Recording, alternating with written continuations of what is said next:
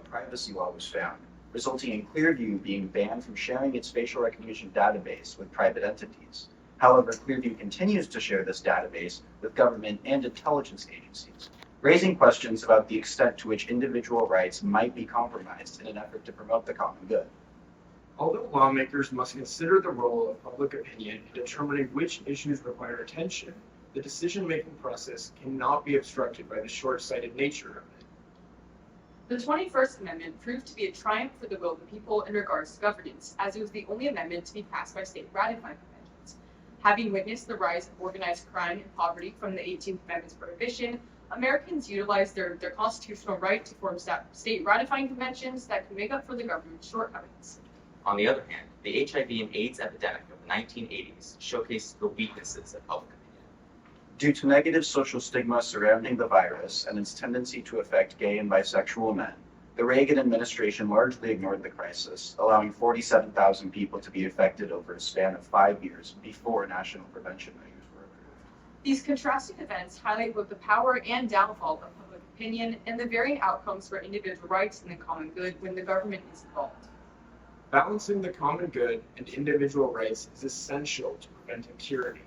Therefore, both the people and the government must have sufficient power to check one another to ensure the safety and happiness of all citizens. Thank you. All right. So you mentioned examples where elected officials were responsive to public opinion, but certainly when you look at something like the ruling of Brown v. Board of Education, that would have been exceptionally unpopular at the time. So how do we find that line where we should adhere to public opinion versus when elected officials should break from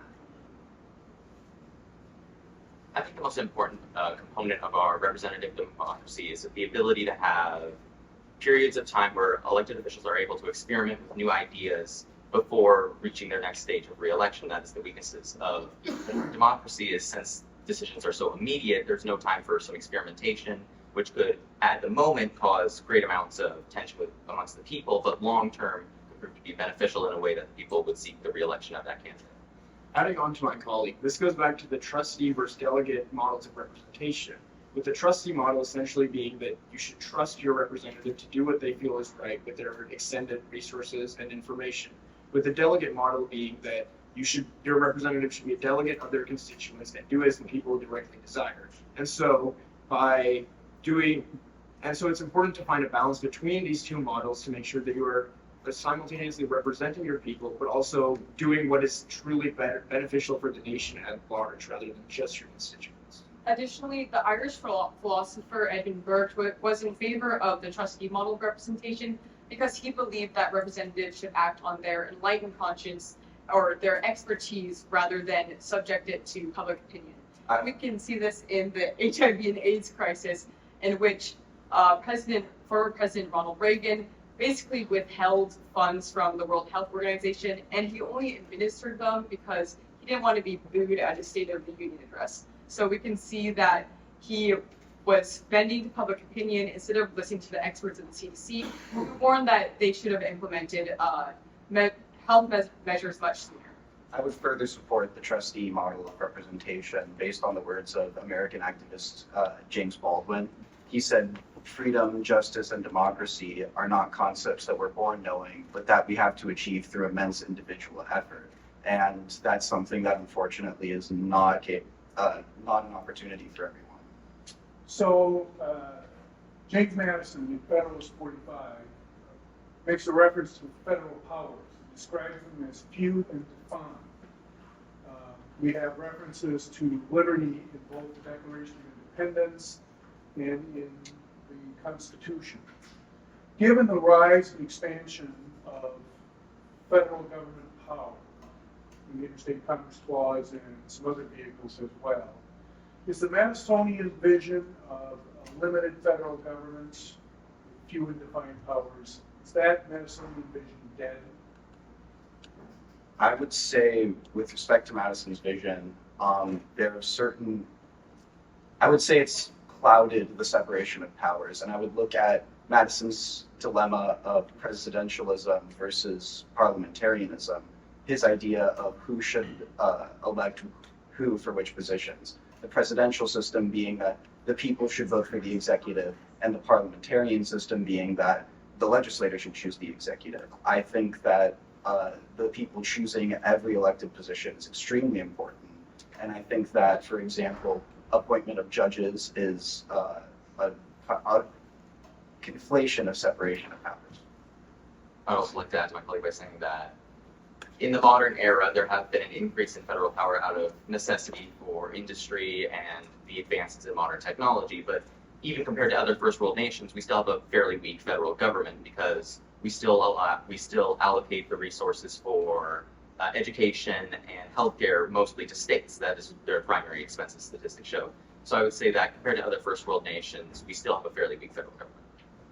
So with that in mind, congratulations, you've just been elected to Congress. Now the first issue facing you is TikTok. Are you going to vote for, or are you going to vote to force TikTok to close or sell, or will you permit the freedom of expression of the people who elected you? There's no way to dodge this question, because I think that it's going to be that straightforward, especially with people who elected you and will vote against you next time if they don't like it. I personally think that banning TikTok would open doors for a lot of other issues, especially for the government to control media. And we talked to our Washington State's Congresswoman Kim Schreier, and her main concern was that Chinese propaganda would be used to sway people in different directions using the TikTok platform. But I sort of disagree with her. I think that America is already sort of using these tools already. We can see in the Communications Assistance for Law Enforcement Act that the government can already go into telecommunications companies and already take personal data and use it for government purposes. So I think that the fear that is arising from the TikTok ban is sort of contradictory to what America has already been doing. I have to disagree with my colleague by saying that given that we live in the information age, there are such great amounts of information available and algorithms that can quickly and decisively sort through it and achieve certain goals, we must take into account the danger inherent in this process where foreign entities could influence American political views to an extreme extent, which could promote danger to our national standing. Adding on to my colleague, Mr. Roper, I would also like to go along with the ban of TikTok, because we can see that throughout history, we can see the extreme effects the media can have on the public opinion of certain issues. So this issue dates all the way back to the ancient Greece with Athens, when prior to Socrates' trial, when he was put to death by a public tribunal, essentially a play was released a few months prior to that called Clouds by Aristophanes, which essentially painted Socrates as a threat to the nation, and then that completely guided the public's opinion of him, and then they went and voted him to death. And so that shows how simple the media can be, or how effective the media can be in influencing the public's opinion, and that can ultimately be detrimental to our nation, as my colleague Mr. Roper said, especially with these highly advanced algorithms that can allow for polarization and echo chambers to form on these platforms. Okay, so in that same vein, if we value democratic principles and want people to have their voice heard within government, but fear it going too far, being too easily swayed by whatever form of media, what is government empowered to do to best serve the common good without violating explicitly protected individual rights? I think that given the easy access to information and materials that we have in the modern era, such as the Federal Reserve Economic Database, government can very easily measure how effective certain propositions and measures that they're taking are being for the general population. So for example, they can measure how certain bills affect the poverty rate, education rate, and through these means we can take a sort of utilitarian approach, as John Stuart Miller would say, that we can measure how effective governance actually is statistically. So let's, if we look at the question that we've been asked to answer here, which sets up a tension between individual liberty and the common good. And we think about that as a finely balanced question.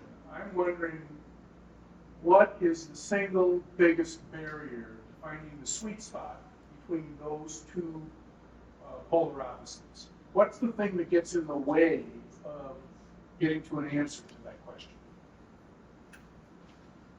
Well, James Madison, in a letter he wrote to Thomas Jefferson regarding the Bill of Rights, once stated that it is a melancholy reflection that liberty should be equally exposed to danger, whether the government have too much or too little power, and that the line dividing these extremes be so inaccurately measured by experience. And so essentially this is saying that there always needs to be a conflict between the two because you cannot have one without the other. And so I think that this debate between the common good and individual rights is something that's important to our nation's foundation and to maintaining liberty over time, because if one is prioritized over the other, and if one is prioritized over the other, then we are unable to actually protect both of them. And so I think that we need to constantly shift between them, because in national emergencies, it's more important to prioritize the common good. However, when there's no national emergency, the individual rights might take precedence because there's no imminent threat. So I don't think we can necessarily find a perfect sweet spot.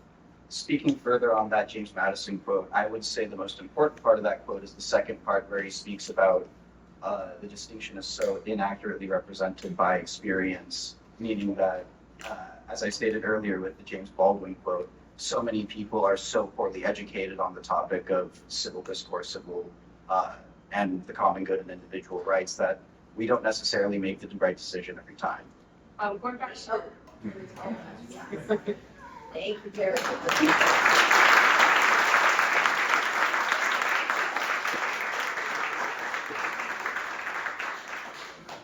All right, so I've always believed that the sign of a good hearing is when your local time is called, and clearly we just ignored the time was called because we were enjoying ourselves so much. So good job. This was really a fabulous conversation we got into here. I really appreciated the fluidity with which you handed off to one another, recognizing the complexity of some of these big abstract concepts we're asking about, but pulling some very concrete examples from a variety of historical eras. I thought you did that very effectively. You know, from the Isabella up to the Chickasaw Band, really deftly moved between time periods there. I would have loved to hear a little more on how we prevent mob rule, especially in current campaigns. We're hearing a lot about democracy being at stake, and so at what point is there such a thing as too much democracy? But I really was super impressed at your grasp of all of the different directions that this topic could go. So thank you very much. So I agree with all that Tricia said here, and I would add the following comments. With respect to my question about Federalist 45 and is the Madisonian vision dead, I thought that was an interesting exchange. And the comment about federal education spending, that's still, for example, as an example, and there are some other examples you could cite, but that's the perfect one. I thought was dead spot on. I mean, we leave a lot to state and local in a way in which other unified governments that don't have the separation of powers approach don't do. I think, personally, perhaps we should be paying more attention to Madison's concerns, but your response to me on that question was, I thought, very, very good on that issue. Similarly, on the sweet spot question, there is no perfect sweet spot. I think that's exactly right.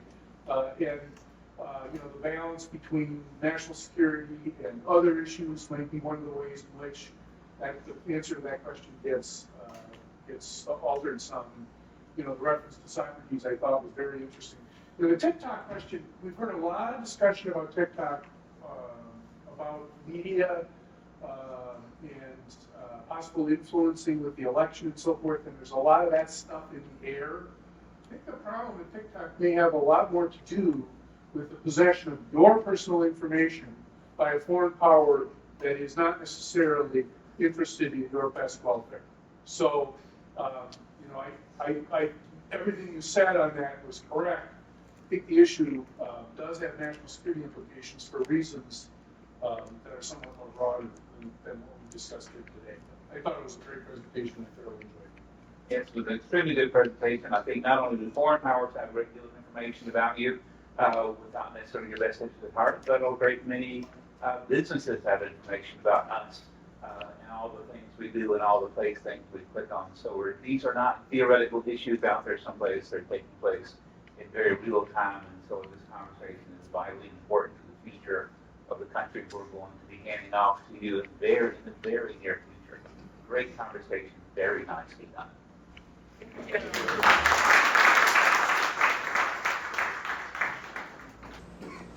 Please be seated, everybody. Thank you. Good afternoon, Washington. This is Unit 2, right? Yes. Okay. And you are ready with an answer to whatever question you might ask. We are. That's good. Well, I think we'll ask question 1. So we will do some introductions and then we will move on to that. My name is Jack Barlow. I teach politics at Juniata College in Pennsylvania. And with me are... Hello, my name is Alyssa Hanno. I am an alumna of the We the People program myself, and I now live and work in Washington, D.C., where I'm a program manager at the British Embassy. My name is Lindsay Draper. I'm retired from the Juvenile Court bench in Milwaukee County, Wisconsin, and I'm an alum of Seattle University.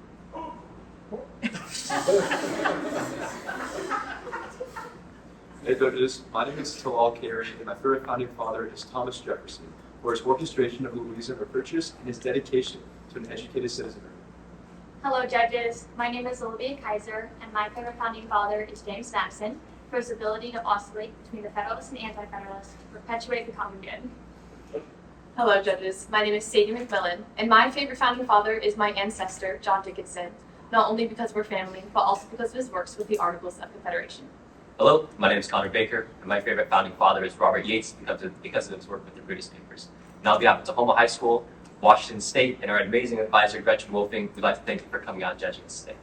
Well, thank you, and thank you, Wolfing. I mean, the work that you have done to get these students ready is, I think it's very valuable, and I hope they appreciate it. Yes.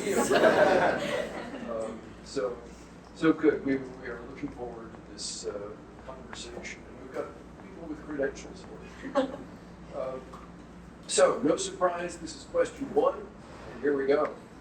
Examine features of the proposed Constitution that made essayists like Sentinel claim that supporters were trying to establish a quote, masked aristocracy. Unquote. What parts of the Constitution raised concerns about the potential creation of an aristocracy, and why did critics view these features as hiding aristocratic tendencies? In your opinion, why was the idea of an aristocracy such a hot-button issue throughout the founding era? And to what extent, if any, does the fear of aristocracy continue to concern Americans? Begin.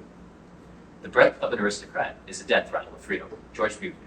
The principles of aristocracy have plagued America since its founding and sparked issues amongst citizens. The founders considered a natural aristocracy a beneficial form of government comprised of virtue and talents. The more troubling form was an artificial aristocracy, defined by Thomas Jefferson as a government of individuals born into wealth who lacked such qualifications. One part of the Constitution that raised concerns was Article 1, Section 3. Clause 1 of this section created a Senate with members chosen by state legislatures, raising concerns amongst anti-federalists that it would become a body unanswerable to the people. In Cato 5, the author wrote that the mode in which senators are appointed will lead to the establishment of an aristocracy. Sentinel 3 addressed another part of the Constitution that raised concerns, the Commerce Clause. Article 1, Section 8, Clause 3 determined that Congress has the power to regulate commerce in the nation. Sentinel predicted that this clause would enable the aristocratic members of Congress to take economic advantage to advance the ruling class. In his first paper, he even claimed that the Constitution was the most daring attempt to establish a despotic aristocracy among freemen that the world had ever witnessed. Such aristocratic principles embedded in the features of Congress raised colonial concerns about the Constitution. Many founders held a deep belief that aristocracy subverts democratic principles and leads to tyranny, establishing it as a hot-button issue in the founding era, spanning from 1750 to 1790. Massachusetts farmers, many of whom had not received compensation for their service in the Revolutionary War, experienced this firsthand in 1786 during Shays' Rebellion. The rebellion revealed the citizens' animosity towards aristocratic leadership that placed federal interests above those of the citizens. Much of the opposition to elitism stemmed from tyranny experienced under British rule. Federalist 63 expressed Americans' view of the British legislature as a hereditary assembly of opulent nobles. The aloof British Parliament, made up of the House of Lords and House of Commons, imposed laws and taxations on a people who had no representation in the legislature. For example, the Stamp Act of 1765 imposed a tax on many paper goods to help fund British troops. These experiences influenced the Declaration of Independence, which held that governments derive their just powers from the consent of the governed. To avoid a system of nobility, the Constitution included provisions such as the Emoluments Clause in Article 1, Section 9, Clause 8, which prohibits the government from instituting titles, a key component of the British government. The unchecked and distant British legislature that Americans faced during colonial times prompted a distaste for aristocracy. Citizens' concerns about aristocracy span 2 centuries and remain among Americans today. During the inaugural Congress, Representative Thomas Tucker of South Carolina proposed amendments to the Constitution prohibiting the terms for members of Congress. He recommended 3 terms in an 8-year period for the House and 5 one-year terms in a 6-year period for the Senate. A system of rotation would ensure turnover and prevent the power of incumbency. The Pew Research Center found that in 2023, 87% of Americans supported instituting term limits for Congress members, demonstrating concerns among citizens of an aristocratic body. During the founding era, citizens were also concerned with the economic aristocracy among the founders, many of whom were wealthy. Sentinel 3 even accused them of imbuing their own interests into the Constitution. Americans continue to be concerned about the influence held by the economic elite, as exemplified through the populist movement. In 2016, widespread support for the candidate Donald Trump has populist roots, who mobilized people under the rhetoric that the government will work for the people today. His campaign echoed the populist party platform of 1892, which declared that populists seek to restore the government of the republic to the plain people. The democratic government established by our founders is continually under threat in the minds of the American people, driving them to take action against the encroachments of their stars. Thank you. Thanks. So you talked a lot about the structure, term limits, possibly, things like that. Talk to me about transparency. Is that an antidote to aristocracy, and how does that work in American government? Yes, so Samuel Bryant wrote a letter to John Chase, writing that because the Constitution was written without any opinions of the citizens, it would lead to an aristocracy, and the citizens would be unhappy with it. So I do believe that the lack of transparency and the lack of involvement of the people in the creation of the Constitution will and has led to the creation of an aristocracy. In today's government, acts such as the Government and the Sunshine Act allow for the government to, ensure that much government activity is available to citizens, except for meetings or information that would compromise national security.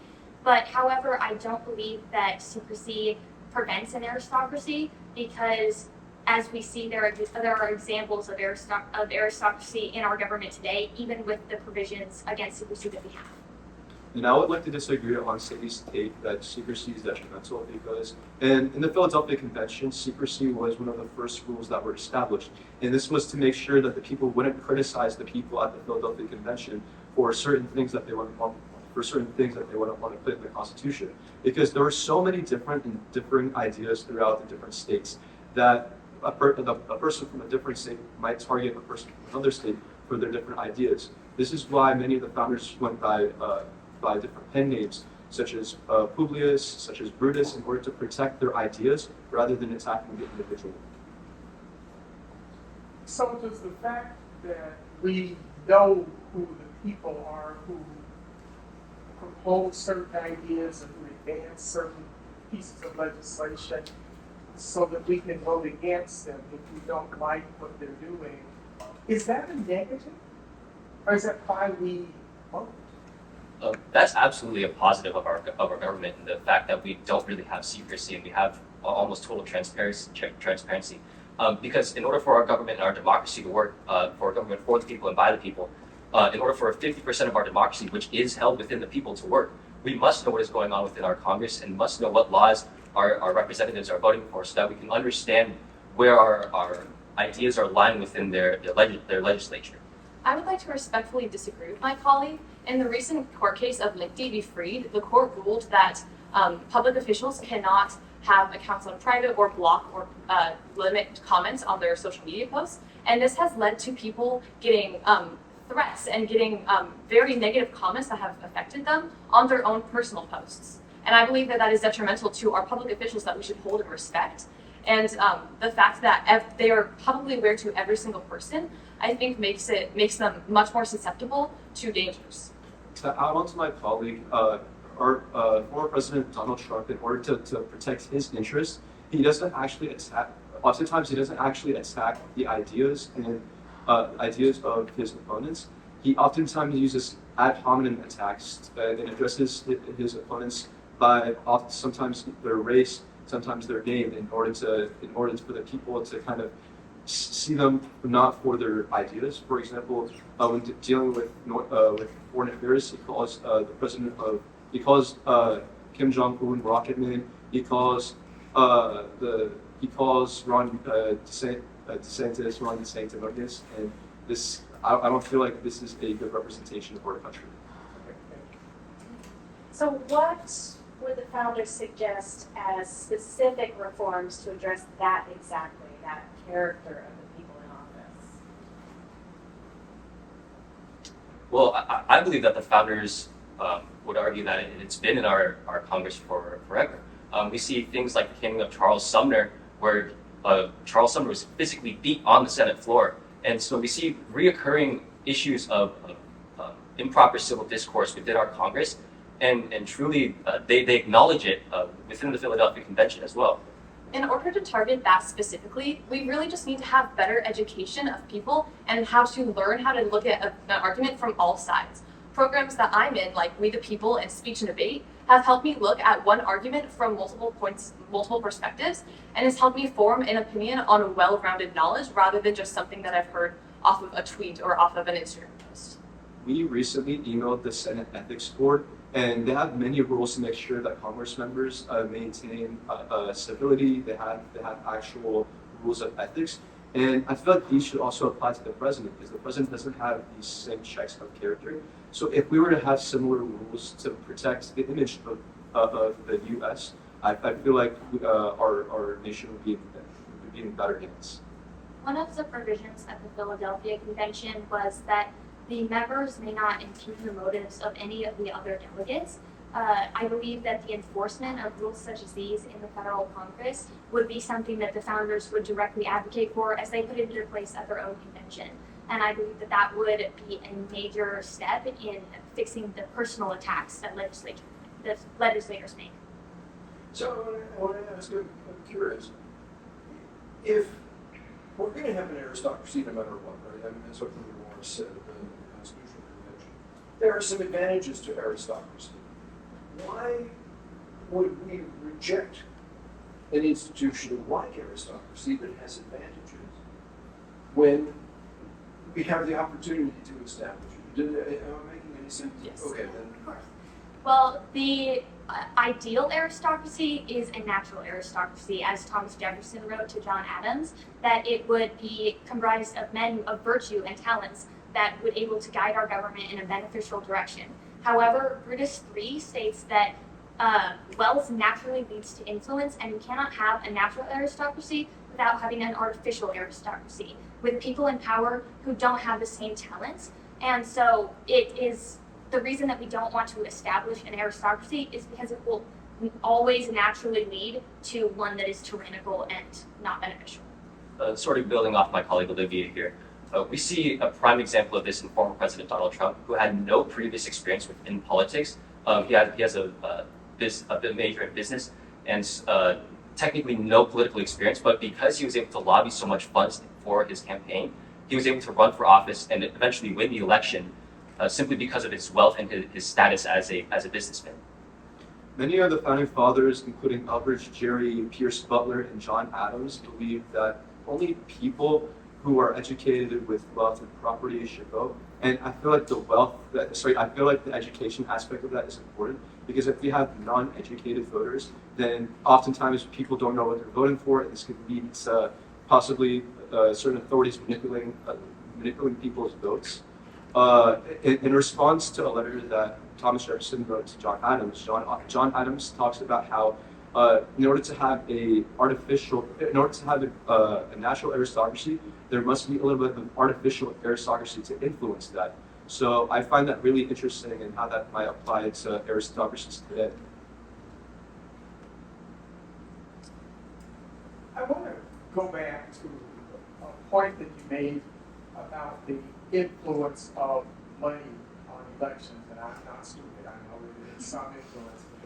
But I would challenge something that I just heard, that someone bought the presidency, and I would suggest that people in the media ignored 15 of the 16 people trying to get the Republican presidential nomination, because they had shown that they wanted to pay attention to that it's who other people decide get the news. And the reason I want to tie that to the question about the aristocracy is we as citizens pay attention to stuff like that. If that's who we want, don't we deserve what we get? Absolutely. Yes. The popular vote is one of the most important parts of a democracy that we have today. And the President Donald Trump, I would disagree with my colleague. I would not say that he bought the election, but rather he put on a front of a man of populism and a man that would help the economics of our country. He put tariffs on importations of steel and aluminum from China in order to try to help the American economy. And that is what the people wanted at the time, because that was what was struggling. And so, of course, the popular vote should be what is heard, regardless of how it is influenced. I believe that's the most important part. The issue is not a lot of Americans are actually engaged with our government. Like 40% of Americans don't even know their representatives. So the thing is, many people don't even care about what's going on with our government and which president is elected, because they're not focused on their policies. They're concerned with their own personal issues that's going on in their communities. When they only see two options, Joe Biden and Donald Trump, and who are urging everyone to vote, Finish. Including uneducated voters, this is only to actually help their polls, because any vote towards their campaign would make a difference.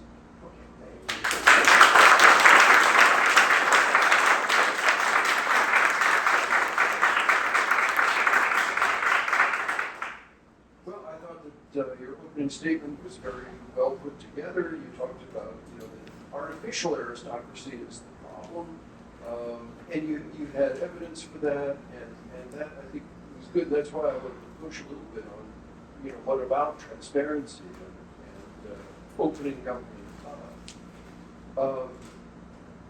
You used a lot of good examples, right? Cato and the Senate and Commerce Clause, economic elite would take advantage, it's rebellion.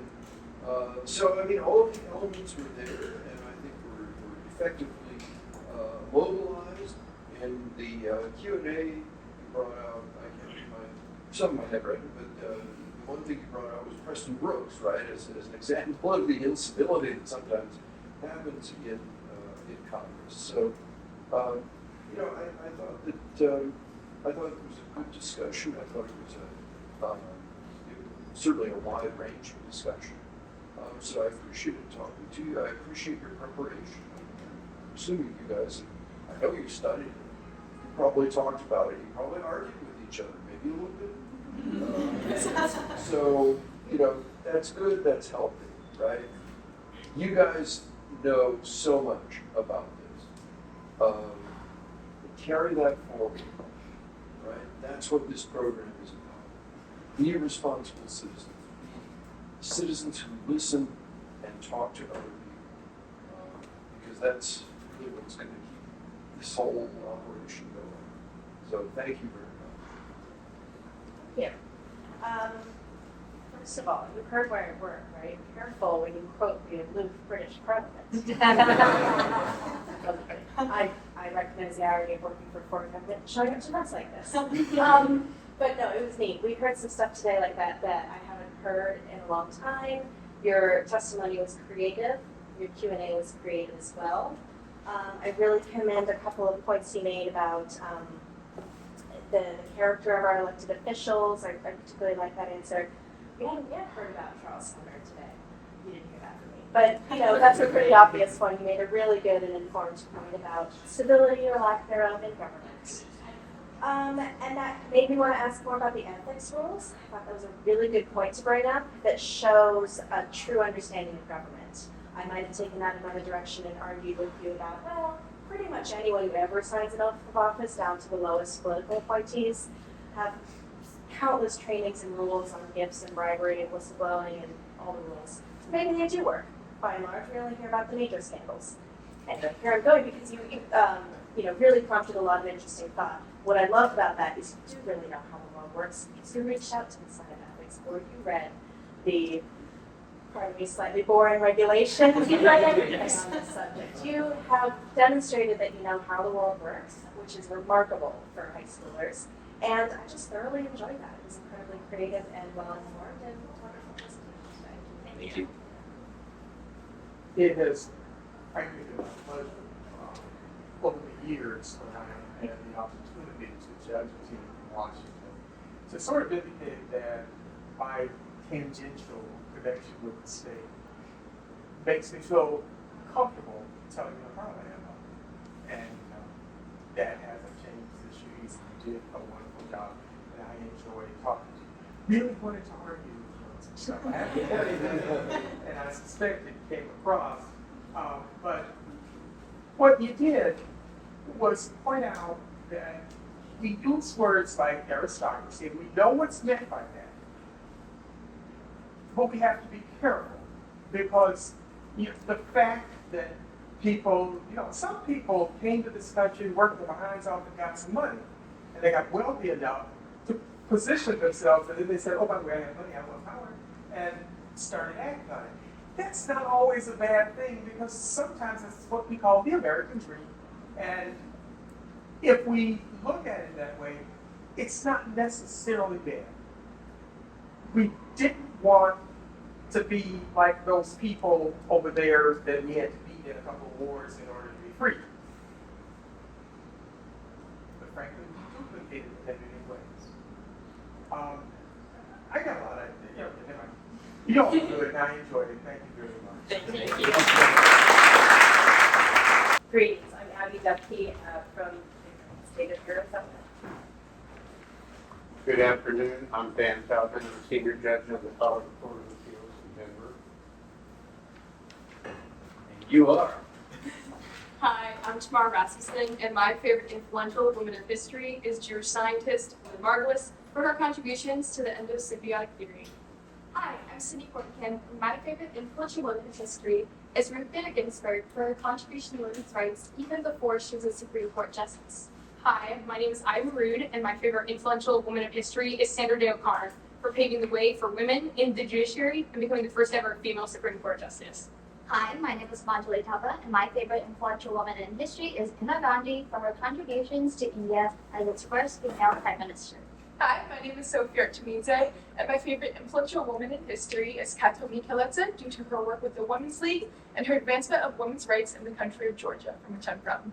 And on behalf of Washington State, Tahoma Unit 3, and our wonderful advisor, Ms. Gretchen Wolfing, we thank you for judging us today. Mine is my mom. Very influential.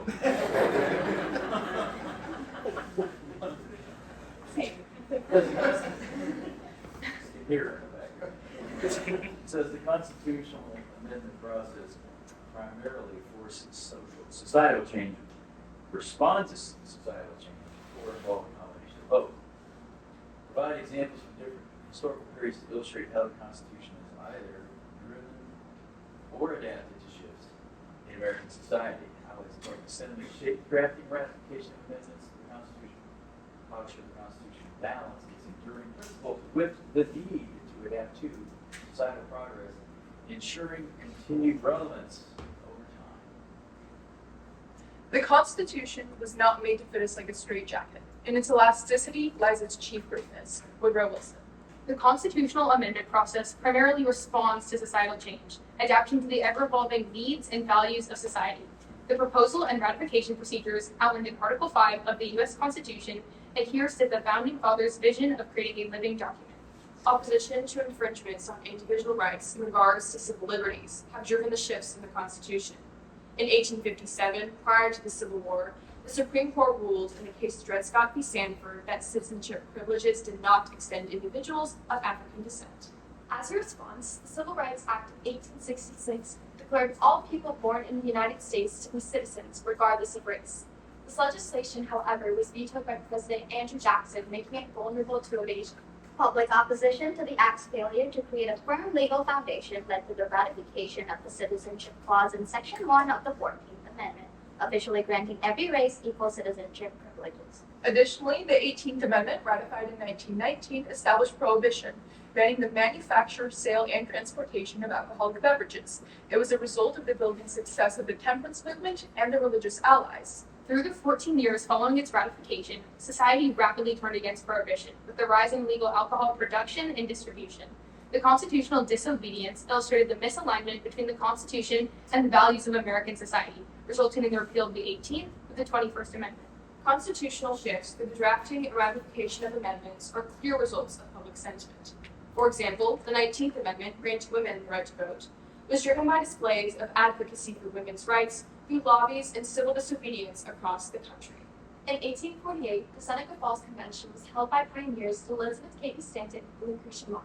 They fought for the social, civil, and religious rights of women by writing the Declaration of Sentiments, calling for all women to fight for their constitutionally guaranteed right to equality as a U.S. citizen. The growth of public sentiment led to the ratification of the 19th Amendment in 1920. The 26th Amendment became a prime example of public opinion fueled by the Vietnam War, as it changed the voting age from 21 to 18. Soldiers under 21 fighting in the war protested for their constitutional right to participate in our country's democracy. The slogan, "Old enough to fight, old enough to vote," became a symbol for this movement, leading to the ratification of the 26th Amendment in 1971. The Constitution and its flexibility should require a progressive rather than an originalist approach in order to ensure that societal change and continued relevance are taken into account. The progressive method used by Supreme Court justices such as Sonia Sotomayor allows for the interpretation of the Constitution to be based on changing needs and values necessary for a document written over 200 years ago. For example, in the 2008 case D.C. v. Heller, the U.S. Supreme Court reinterpreted the Second Amendment to protect an individual's rights to bear arms, as opposed to upholding a well-regulated militia. The Supreme Court interpreted the amendment on the basis of modern relevance to better reflect current societal needs. This is additionally reflected by the case Kylo v. United States in 2001, which brought the Fourth Amendment's protection against unreasonable search and seizure into question. The Supreme Court ruled that a warrant is required when utilizing technologies such as thermal imaging. It is capable of providing information beyond standard physical searches. It served as a precedent for the reinterpretation of the Fourth Amendment to suit current technological advancements, demonstrating that a progressive approach ensures for continued relevance of current societal needs and protections of citizens. The values of society are necessary catalysts in furthering constitutional change through both the amendment process and judicial precedent. In an ever-adapting world, molding to fit current national views is crucial for the prevention of a stagnant society unable to meet the needs of U.S. citizens. Thank you. Great. And notice you kind of leapfrogged over the first 10 amendments there. So I guess it falls me to ask. Was Madison, he took in about 200 proposals in the States. He ignored more than half of them. So what do you think of those first 10? If they're kind of a super winnowing of a lot more than he got. What do we think of that? Well, those first 10 amendments were making up the Bill of Rights was definitely something in order to appease the anti-federalists who would refuse to actually ratify the Constitution if these amendments were not added after the ratification. So it was almost an act of fear to ratify these amendments because if they didn't, they knew that the Constitution would not get passed. Additionally, James Madison intended for the amendment process to be used to further the Constitution and add on to the Bill of Rights. He wanted the amendment process to exist in order to not to mutilate the Constitution. He disagreed with another constitutional convention to completely change the Constitution because he believed that the amendment process would be used for that purpose. Guys, can I, let me go a little bit further. What did he ignore? Well, one of the main things that he ignored was slavery. That was definitely a huge thing that most Well, of in terms of the amendments, yeah, you're right, he does cast in a different context. With all the proposed amendments, becoming excluded rights, what did he ignore? I think that he ignored the voting rights and who would be given the ability to vote in our democracy. He also ignored what was currently now the 27th Amendment. That was originally supposed to be the Second Amendment, and the 27th Amendment states that senators cannot change their salary before the end of their term. He additionally ignored citizenship, which is a big issue at the time, who could and couldn't be a citizen in the United States, and we didn't see the citizenship clause until the 14th Amendment in Section 1, much later. So you mentioned in your opening statement that the framers considered the Constitution to be a living document and that you favor progressive versus an originalist approach. But the Supreme Court recently decided the Second Amendment case based upon an originalist approach. So how do you reconcile that with your idea that founders intended the Constitution to be a living document?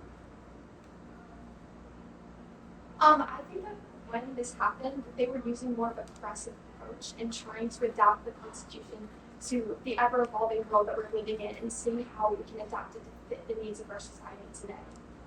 in the court case in New York v. Bruin, which I believe you're referring to, Right. the court did interpret a firearm regulation to be based on historical precedent, which is very detrimental because we have a new case coming up with Rahimi, with U.S. v. Rahimi, in the sense of gun laws in regards to abuse victims, I'm pretty sure.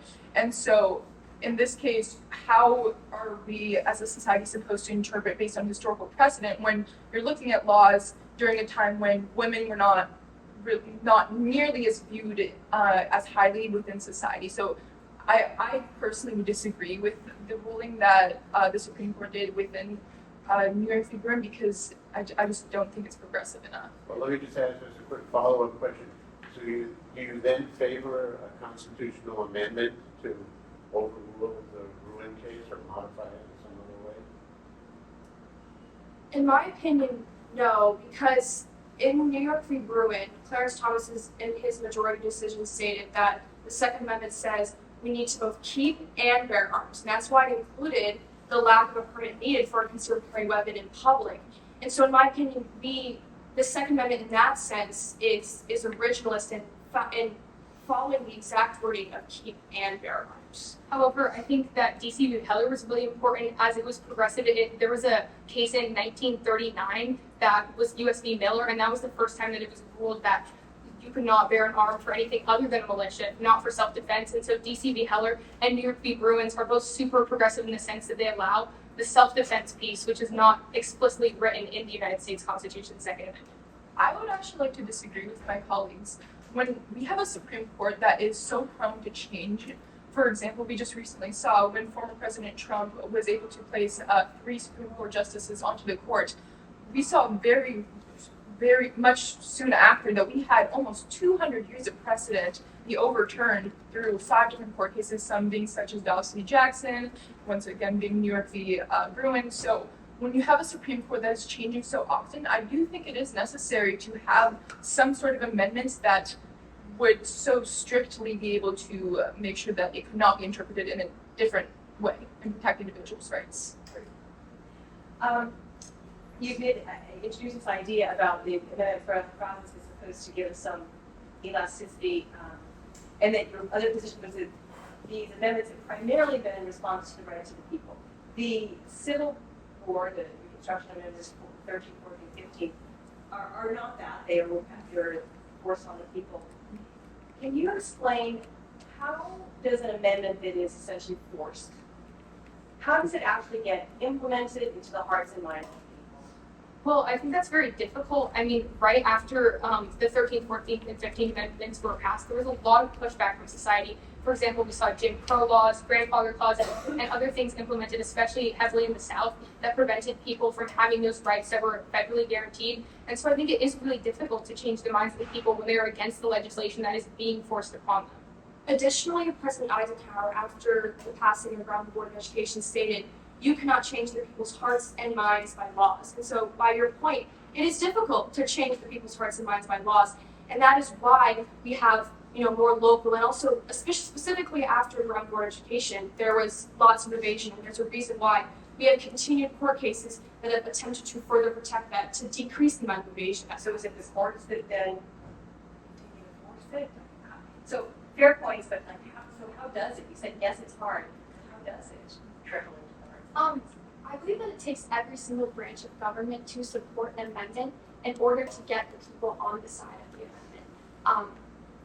We can see this in the case of Brown v. Board of Education. President Eisenhower was not extremely supportive of that court case, and so it took a really long time for the people to get on that side.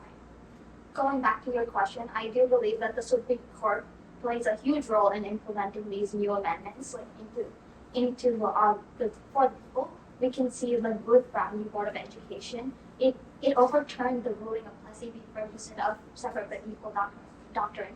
Kind of to add on to my colleague, with Eisenhower in his instance, although he did not support the ruling in Brown v. Board of Education, through his actions with the Little Rock 9 students, he brought the issue of desegregation to the whole entire nation. And this is what forced this societal change in upbringing. This is what then led to more civil disobedience occurring within our society. And frankly, personally, I would like to argue a little bit with the fact that the Reconstruction Amendments were forced onto society. I think there were attempts to be forced onto society. However, previously there was already change that was being enacted through the people, and that's what ended up leading to those amendments.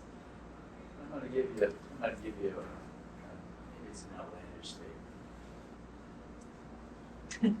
I think all amendments are based in some sort of fear. You buying that, or am I crazy? And if I'm crazy, tell me. I agree with you. One example that comes to mind is the Second Amendment, or the 22nd Amendment, I'm sorry, that was enacted very much by the people when FDR served the third term. And I think there was a lot of fear around if presidents are able to serve unlimited terms, does that become a monarchy? And so a lot of people got kind of scared by that, which is why the 22nd Amendment was enacted to limit president to 2 terms. Additionally, the 18th Amendment for Prohibition was also enacted out of fear. We had a lot of struggles during that time, and it wasn't very well thought out because then they had to redact it with the 21st. Do you think that the need for amendments is lessened because of the expansiveness of Supreme Court interpretations of those same amendments? I 100% agree. The Supreme Court has definitely expanded their power. This also, in a sense, brings up the counter-majoritarian dilemma, in which you have non-elected officials being placed in higher authority than elected officials, which is competing with our idea of democracy within our country. So I would definitely agree that the need for amendments has decreased. I disagree with my colleague. I believe that we do need more amendments because considering how the Supreme Court can openly or progressively look at the amendments and think about it their own way, I think that there needs to be more amendments to help them interpret some sort of cases in their own way.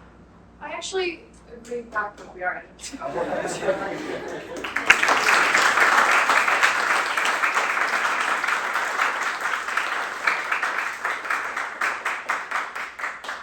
I think this has been fun. And can we stay? You get ahead in your nose. You've done some very clever things. First of all, I was struck by, I think what I heard is that it's like in I think it was Dan's question about how you reconcile. Your argument it seemed to me, it depends where your baseline started. You went to Miller, Heller, and more recent. So I was struck by, I was reminded by this dilemma that's traveled through all these kinds of discussions. It depends where you start. What is your baseline? And I appreciated you you didn't use those words, but that prompted my thinking.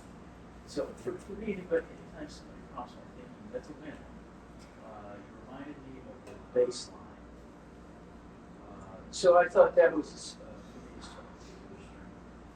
for me, I also appreciated the response to my question that really leave out. I think I would like to hear us tad more about the structural amendments.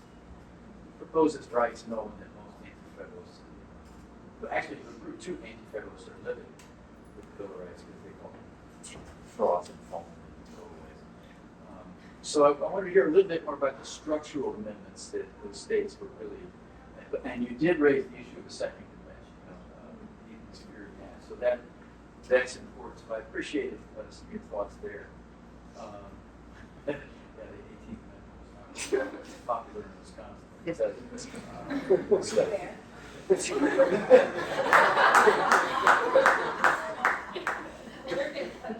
Yeah, we're getting punchy here. I would like to hear a little bit more on fear, but I think, you kind of knock it out of the park, you go right to the 22nd, which kind of maybe isn't unpredictable when I go to. But I thought that was a nice articulation there. So thank you. You should be very, very proud of your achievements as well as teaching. Yeah, I liked your discussion and your opening statement about the various amendments that are responsive to social change and your view that the amendment should be based upon viewing the Constitution, or we should view the Constitution as a living document, which, as we discussed, is not necessarily a view that all of the Supreme Court justices adhere to. And then when you're talking about the Bruin case as being a progressive case, I think, that whether that's a progressive case depends on your point of view. So some people might disagree with that conclusion. So it's hard to say, to what extent the Supreme Court decisions have an effect on the interpretation of amendments. One of the things that you discussed appropriately was the recent Supreme Court decisions overruling prior precedent. You might have mentioned the concept of stare decisis, which courts used to say we shouldn't do that very often, but sometimes courts do overturn precedent, as you know, Brown versus the Board of Education, basically overruling Plessy v. Ferguson.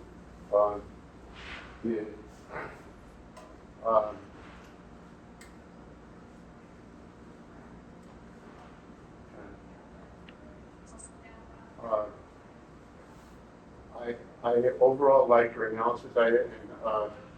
Even though Tim said you didn't address structural amendments, you did mention the 27th Amendment, which I think was good, and that's the one that was ratified only 203 years after it was first proposed, which is kind of remarkable, but that shows that you have a good in-depth knowledge of the amendment, so I appreciate it.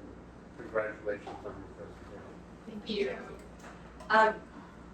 I thought you gave us so many intriguing things to think about, and including this idea of, the process is there to have elasticity.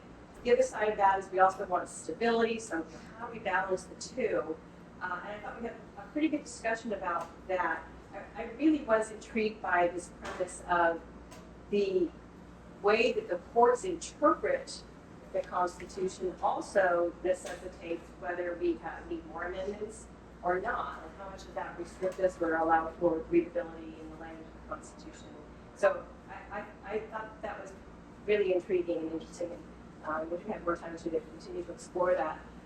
Regarding my question about how it, and thank you for pushing back on maybe those Reconstruction amendments weren't quite forced, that there had to be also some impetus to get them introduced in the first place. But also, they could have just been parchment barriers, just words on paper, and it does take, all three branches to have a concerted effort. And importantly, maybe one more piece to flesh out a little more importantly, even after Brown was Board of Education, it just didn't happen overnight. It took ongoing effort, and finally got there to the people also have to be involved, marches, demonstrations, civil rights movements that it took to perhaps convince my fellow citizens to be on board. Thank you very much.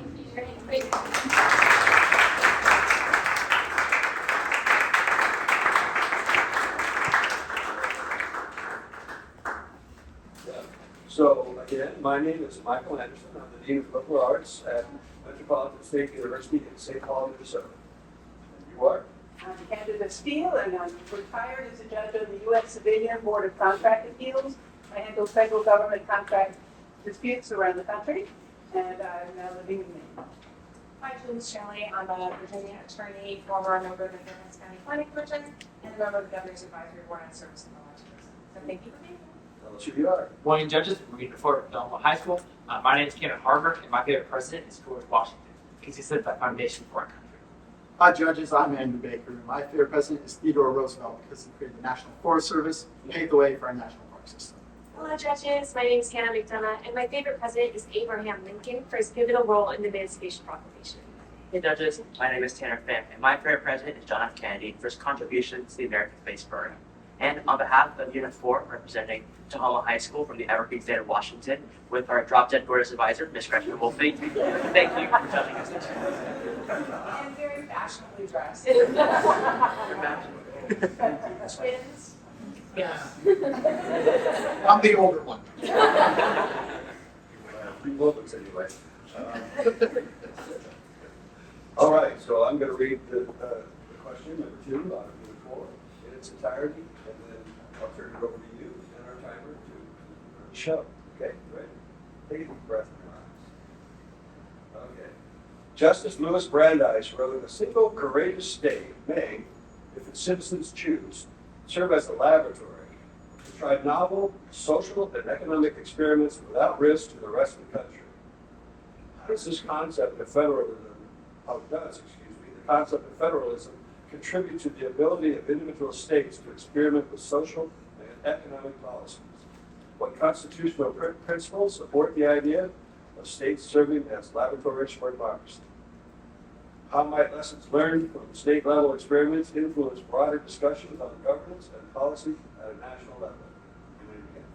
Justice Louis Brandeis' concept of states serving as laboratories of democracy exemplifies the founding principle of federalism. This principle allows individual states to experiment with social and economic policies, contributing to the nation's progress without jeopardizing its overall welfare. Federalism, as envisioned by the framers, establishes a dynamic relationship between the states and the federal government, preventing the concentration of power in Washington, D.C. This distribution of authority encourages diverse approaches to governance, allowing states to address their citizens' unique needs through policy experiments. James Madison in Phillips 45 captures the essence of this principle by noting that the powers retained by the federal government are few and defined, whereas those retained by the states are numerous and indefinite. Furthermore, federalism enables the Constitution to be adjusted and live in the modern era. Massachusetts pioneered the legalization of same-sex marriage as an experiment at the state level, and following success, it was then validated by Supreme Court through Obergefell v. Hodges, extending the protection of marriage rights to same-sex couples nationwide. Thus, the principle of federalism, as illustrated by Brandeis' Laboratories of Democracy, is pivotal in fostering innovation and addressing diverse needs. This framework not only facilitates the dynamic evolution of policy in response to changing societal values, but also reinforces the Constitution's relevance in a contemporary society. The Constitution embeds principles that inherently support federalism. As supported in the 10th Amendment, the Guarantee Clause, the Constitution ensures that states may serve as laboratories. The 10th Amendment reserves to the states all powers not delegated to the federal government. This was an important component of the Bill of Rights to address the concerns during ratification debates with the fear that the federal government would encroach on state sovereignty. The Guarantee Clause, Article 4, Section 4, provides, "The United States shall guarantee to every state in this Union a republican form of government. This ensures each state has the autonomy to adapt their government as desired by the people, in tandem with the balance of powers inherent under the Constitution, states hold substantial authority when it comes to local regulations. Separately, Justice Brandeis's dissent in New State Ice Code v. Liebman underlines the Supreme Court as the ultimate protector of individual rights, emphasizing its role in resolving conflicts between the states, the federal government, and the people. Article 3, Section 2, Clause 1 supports this argument by assigning them the authority to resolve such conflicts, emphasizing their role as the final arbiter of the Constitution and guardian of liberties. This is exemplified by the Department of Homeland Security v. Texas. The Supreme Court upheld the statute of the federal government dealing with immigration and foreign relations. The placement of razor wire was seen as an inhumane method of blockage, which tragically took the life of 3 migrants. Fundamentally, the federal government chose to deal with this experiment over others due to the compromise of rights embodied in the Constitution without due process. Through mechanisms like the 10th Amendment and the Guarantee Clause, states hold significant leeway in governance, while the Supreme Court ensures these experiments do not infringe on individual rights or federal responsibilities. State-level policy experiments play a pivotal role in the evolution of national governance by offering a plethora of outcomes, encouraging adaptable approaches to address national challenges. State-level initiatives such as West Virginia's aggressive measures to combat the opioid crisis inspire the Comprehensive Addiction and Recovery Act, while California's strict admission standards influence national environmental policies. West Virginia adopted laws that increase the monitoring of prescription drugs, as well as focus public attention on opioid use. The effectiveness of their policy demonstrated in the value that one state can bring to a single issue when the Comprehensive Addiction Recovery Act was signed into law in 2016. Similarly, California's environmental regulations, ahead of federal mandates, set benchmarks for national policy, demonstrating the feasibility and benefit of stringent emission standards. These examples illustrate the dynamic interaction between state experimentation and federal policy formalization, where localized efforts inform, inspire, and sometimes necessitate national action. State-level experiments are indispensable to the ongoing evolution of governance in the United States and demonstrate how local innovation can lead to significant national policy advancements. Thank you. Can you give me some examples where state laboratory laws have made an impact on federal policies and areas where the federal government has not been able to act where states have stepped up? Well, an example of this can be seen in Massachusetts with Governor Mitt Romney, where they started a new health care system, also known as Romney Care, and that stood as the blueprint for the Affordable Care Act, which expanded Medicaid. And currently, about 95 million Americans use some form of Medicaid today. Another one that really laboratory democracy that became one that is just now seen that it's a general ideal is in 1869, 1870, Wyoming and Utah were the first states to allow women, were the first steps in women's suffrage to allow women to vote in not only localized elections, but also in national, presidential, and any other form of election.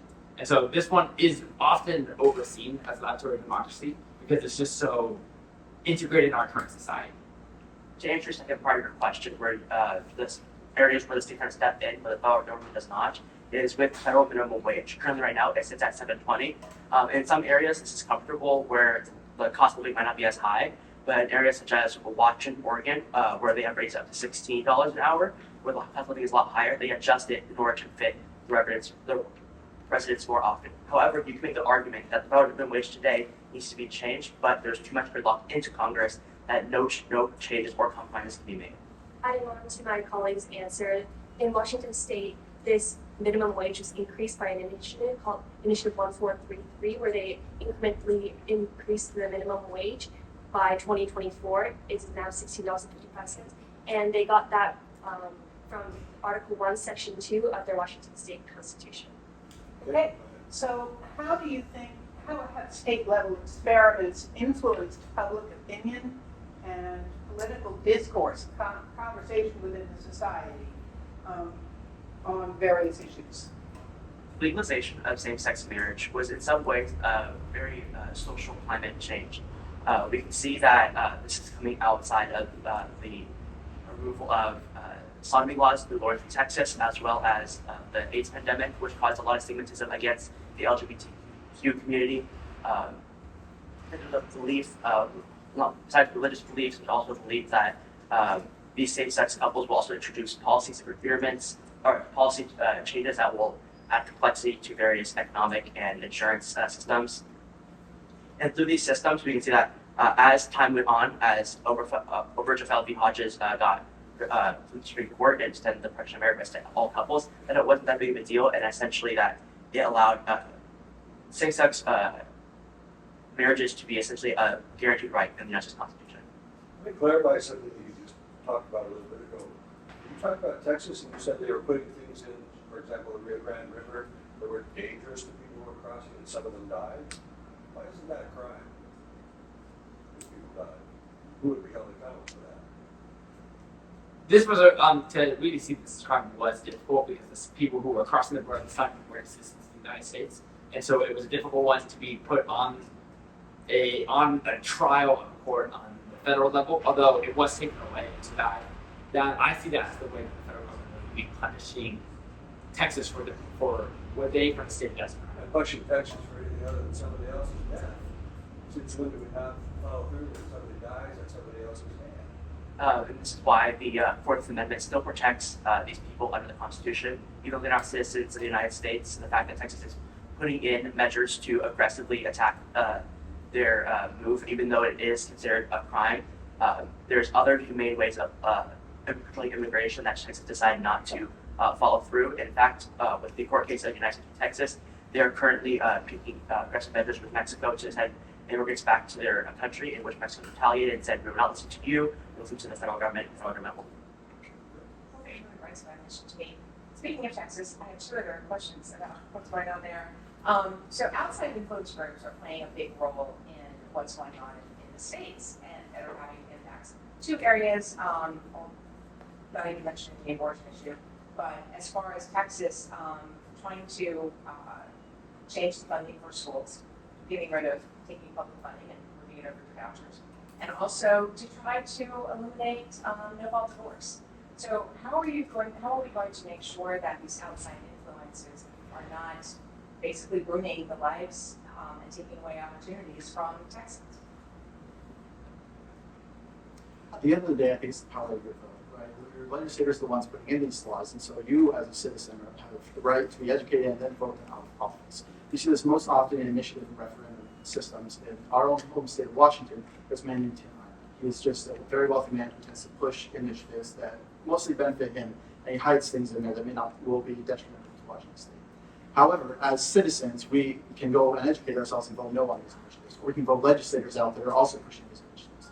So at the end of the day, I think it's on us, the citizens, to go and take these people who are, we may see as detrimental to our side in our government and take them out. That's why we have these systems such as the recall system, to pull them out outside of the election cycle if we see it so egregious as it leading to the death of certain migrants. Additionally, we can see in states without referendum, recall, or initiative process, such as Kentucky, that in order to get these things done, they have to use their First Amendment right to protest, petition, and the press, right?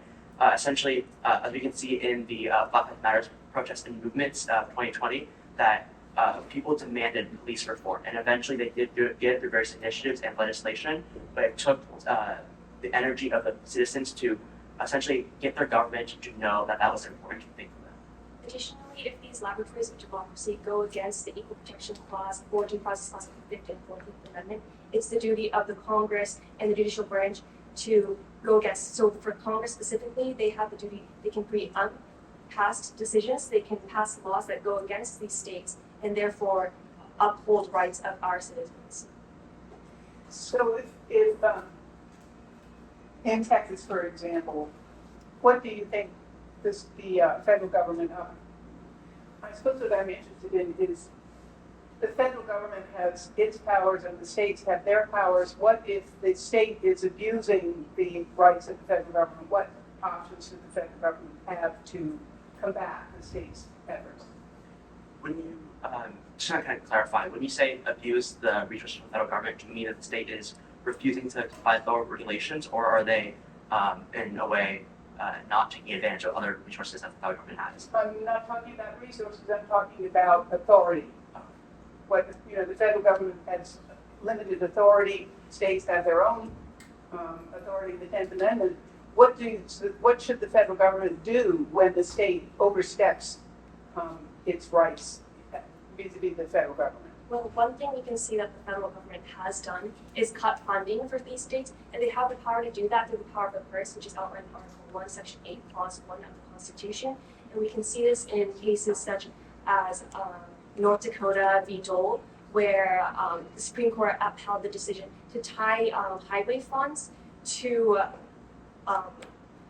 maximizing the drinking age to 21 years, and therefore, since North Dakota didn't comply with their federal wishes, they took federal funding away from them for programs. Any other way? Do you think that? Additionally, we can see the federal government use the National Guard to enforce certain actions. The Brown v. Board ruling, schools were forced to be integrated, but there was no set time period, and certain schools abused this, refused to integrate people of color into their schools, and so President Eisenhower at the time set in the National Guard to force the schools to integrate and escorted the students of color into the school that were previously not like that. Can you analyze the role of competition and cooperation among the states in fostering innovation and experimentation in policy? There's actually a lot of ways where states have tried to really be the forward momentum in different movements. We can see what happened in 2020 with Portland and the state of Oregon, where they passed ballot measure 110 that decriminalized virtually all drugs in the state, and it was something that was kind of in the movement of marijuana, of the legalization of recreational use of marijuana, and they were trying to be the forward advancement of it, and it ended up essentially being a failure laboratory democracy because they then repealed it in the beginning of this year, and it was something that had caused major increases in crime and homeless rate in the city of Portland and the rest of the state of Oregon. But it was an example where the state of Oregon tried to push and be the forward momentum in this. Additionally, on the issue of reproductive rights and abortion, you can see just today Texas passing a total ban on abortion, and 2 weeks or 3 weeks ago Arizona passed a total ban on abortion. Right? We see many people who disagree with these decisions having to leave the state, creating this competition where if states aren't doing what their people decide they want to do, these people leave the state and go to states where they are, creating that competition and value to do what they think will benefit the country and those people whom they represent most. You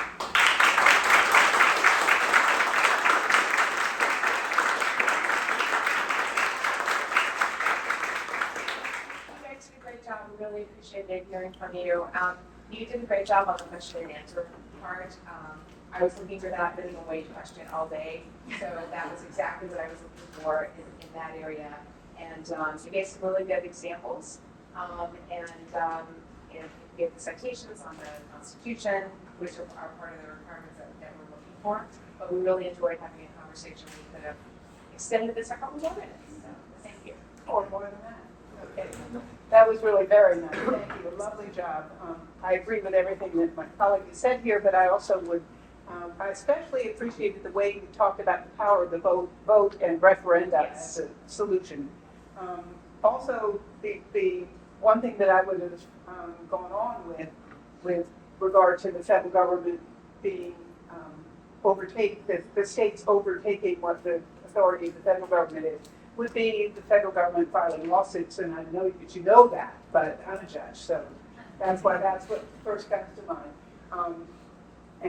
But basically, I think that you've done a really lovely job, and I'm certain that this experience has completely changed your lives.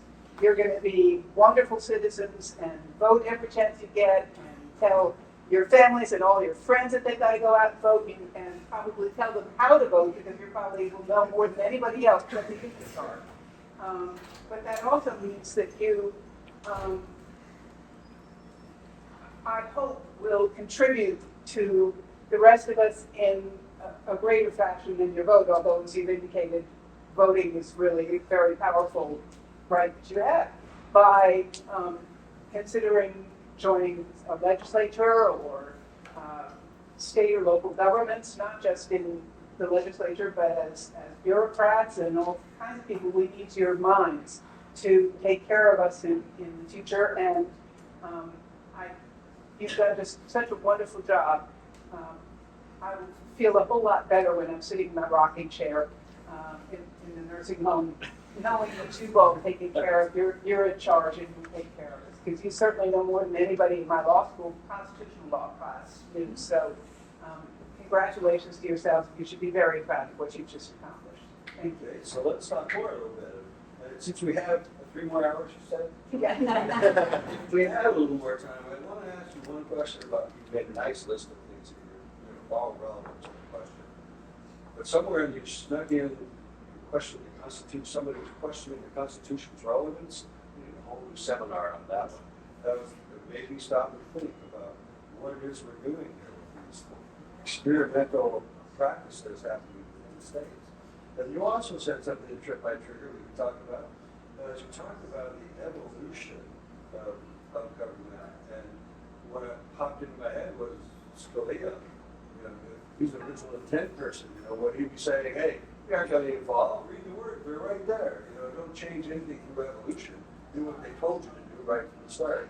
The thing I liked the best was he answered by saying, well, if you don't like what's going on, get those guys and gals out of office. Which is what I was trying to say all day yesterday, right? Initiative and all those things. Why don't you just get those people out of office? It's not so easy, is it?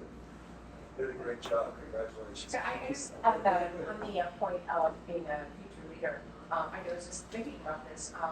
The state treasurer, Michael Pellicati, I met him when he was a young lawyer in the American Bar Association, and like in his 20s, and now he is like, I'm so proud of all the stuff that he's done. He's so progressive. Not every state has an elected treasurer, but he's elected, he's your treasurer. So go say hi to him sometime. He is amazing. But I literally met him when he was in his early 20s. He just graduated from Gonzaga Law School. So you guys are doing great with your citizen legislators and students. So They probably want to be doctors, but it's not. no, they're like How about just quality citizens?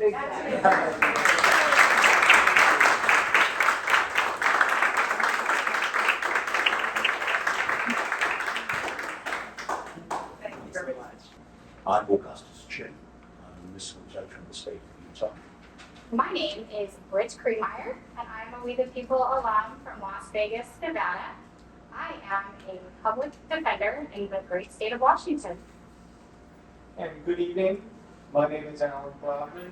I am a retired educator from New Jersey. I taught class and taught teams here for about 20 years. Please introduce yourselves and your coaches. Hello, judges. My name is Yash Badeo, and my favorite Supreme Court case is INS Lopez Mendoza, for its creation of Fourth Amendment protections for immigrants, which my parents are. Hi, my name is Sean Bowie, and my favorite court case is Loving v. Virginia, for its protection of interracial marriage. Hi, my name is Nora Jose, and my favorite court case is Roper v. Simmons, as it protects minors from capital punishment. Hello, judges. My name is Aditya Rana, and my favorite court case is New York's Times Company v. United States, as it upheld the freedom of our press, which is important for democracy. Hello, judges. My name is Slayton Cooper, and my favorite court case is Board of Education v. Rowley, as it provides disabled individuals like myself with the tools we need to succeed in education. And on behalf of Tahoma High School's Unit 5 from Washington State and our fantastic advisor, Gretchen Wolfing, thank you so much for judging us today. Thank you. In case you're wondering what the question might be, here's number 3. It reads as follows. What were the key arguments in the Students for Fair Admissions Incorporated versus President and Fellows of Harvard College 2023 case? How might the Supreme Court's decision impact considerations regarding various protected classes in college admissions, and what do you believe this means for future cases?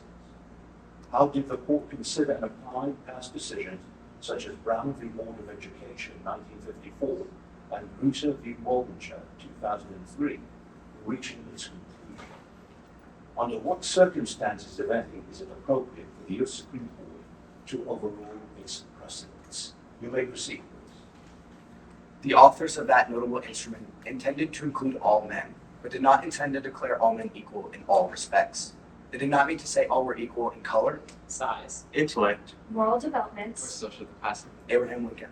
With the Students for Fair Admissions v. Harvard ruling, the Supreme Court ruled there's insufficient governmental interest to support affirmative action in college admissions. In the case, Students for Fair Admissions sued the president and fellows of Harvard College, claiming they favored white over Asian applicants in their race-based policies. Their key argument cited Title VI of the Civil Rights Act of 1964 and the Equal Protections Clause of the 14th Amendment, stating that race should not be explicitly considered in college admissions. The Supreme Court ruled against Harvard, holding that their race-based policies violated the presented doctrines. This overturned prior rulings and permitted affirmative action, such as a University of California v. Bakke. Here, Alan Bakke, a white applicant, cited the University of California's affirmative action policies after being rejected twice from their medical school. The court ruled that the university can consider race in admissions, while ensuring that such policies are narrowly tailored toward ensuring a diverse student body.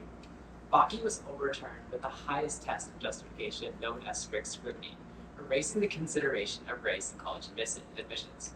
This raises doubt on the protection of other protected classes, such as income and disabilities, under more lenient measures known as intermediate scrutiny and rational basis. In overturning Harvard's race-conscious policies, the Supreme Court considered the precedent of many past decisions, both directly and indirectly related to affirmative action. The Harvard ruling stemmed from 1954's Brown v. Board of Education, consolidating several racial segregation cases. In its unanimous decision, the court held that the right to public education must be made available to all on equal terms. From the Brown decision, the majority of the court agreed that favoring one race over another is wholly unconstitutional, while the minority affirmed the belief that racial equality needs a guarantee of protection. Following Bakke was the case Grutter v. Bollinger, which dealt with Barbara Grutter getting rejected from the University of Michigan School of Law following its disclosure of race as a factor in admissions. The court held that the Equal Protection Clause does not prohibit the use of race as a factor while promoting a diverse student body. In delivering the court's opinion, while Justice O'Connor validated affirmative action, he stated that we expect that 25 years from now, the use of racial preferences will no longer be necessary. These cases culminated in the Supreme Court's ruling in the Harvard case, invoking the argument that while the effects of past racial discrimination persist, prior precedent does not justify the indefinite use of affirmative action. Thus, the Supreme Court is just in overturning precedent when it follows the 5 factors outlined in the Dobbs v. Jackson case, which overturned Roe v. Wade. 1. The precedent short-circuited the democratic process. 2. It lacked grounding in constitutional text. 3. The tests established were not workable. 4. They caused distortion of the law in other areas. And 5. Overruling them would not append concrete reliance interests. Although these criteria were not explicitly enumerated until Dobbs v. Jackson, their principles can be seen in historically overturned cases. For example, in Stanford v. Kentucky, Kevin Stanford's death sentence under Kentucky state statutes allowed for capital punishment for minors. The Supreme Court established that executing minors did not violate the 8th Amendment's prohibition against cruel and unusual punishment, citing a lack of national consensus. 16 years later, the court overturned the Stanford ruling in Roper v. Simmons, referencing an overwhelming international opposition to the juvenile death penalty. This proves how the test established in the Stanford ruling proved to be unworkable because of an evolved societal opinion. Ultimately, it is not only appropriate but imperative that the Supreme Court periodically reassess and, if necessary, overrule past precedent to ensure fairness, dignity, and equality. Thank you. Thank you.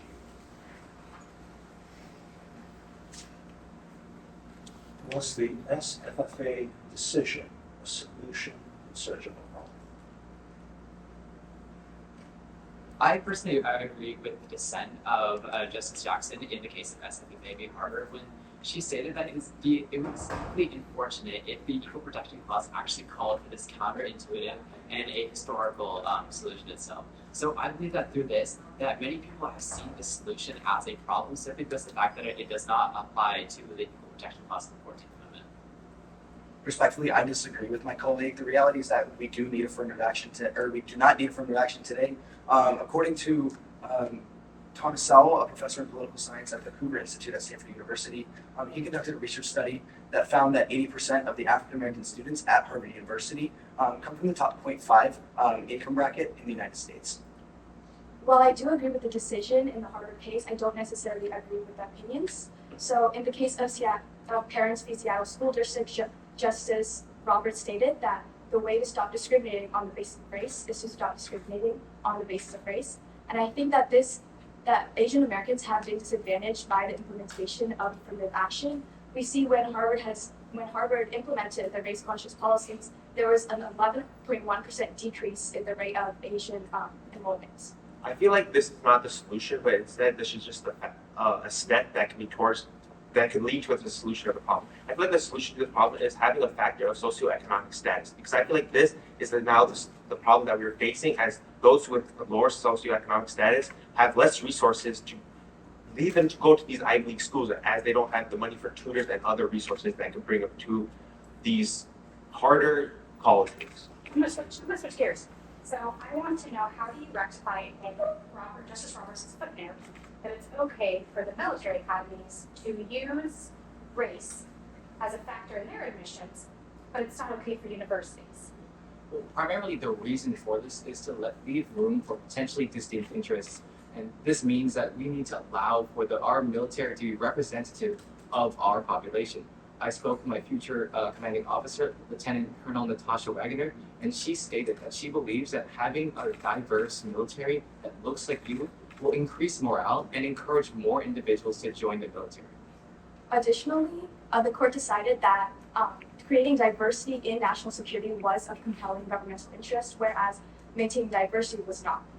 And when you look at it, the way you enter the military, whether you go rank up in the military is a step-by-step process. You have to start from the bottom to work from the top. So if we lower the pool of minorities in the smaller pool, then it's going to have less in the upper tiers. So if we have affirmative action, which we have right now, it's leading to this percentage we have currently, and if we get rid of affirmative action, arguably it would lower this percentage of minorities in these higher tiers. I want to push back a little bit, because don't public universities and some private universities have ROTC units, which then feed the officer pool into our military? So how do you rectify that then?